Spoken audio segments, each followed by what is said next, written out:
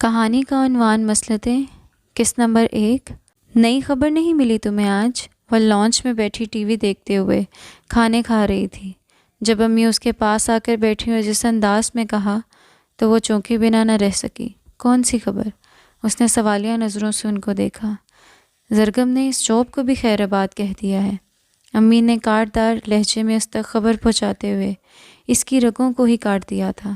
اس کی آنکھیں ایک دم پھیل گئیں۔ کیا؟ آنکھوں میں بے یقینی اور حیرت لے کر اس نے ان کو ویسے دیکھا جیسے یقین دہانی چاہ رہی ہو۔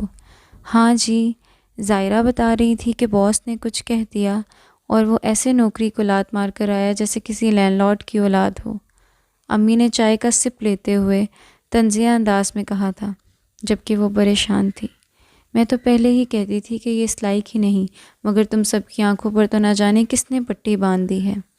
امی کو وہ کوئی خاص پسند نہیں تھا اور اسی بات کا عالیہ کو ڈر تھا، کیونکہ امی کا بس نہیں چلتا تھا کہ وہ یہاں سے بات ختم کر کے اس کی شادی اپنے بھانجے عزیز سے کروا دے۔ عزیز ایک اچھی پوسٹ پر تھا اور امی کا دل اسی پہ مچل رہا تھا۔ عالیہ کا دل اب کھانا کھانے کو نہیں چاہ رہا تھا۔ خبر ایسی تھی کہ اس نے اس کا پیٹ بھر دیا تھا۔ از قلم زویا مجید چودھری۔ قسط جاری ہے۔ کہانی کا بقیہ حصہ دیکھنے کے لیے ہمارے چینل کو سبسکرائب کریں۔ شکریہ۔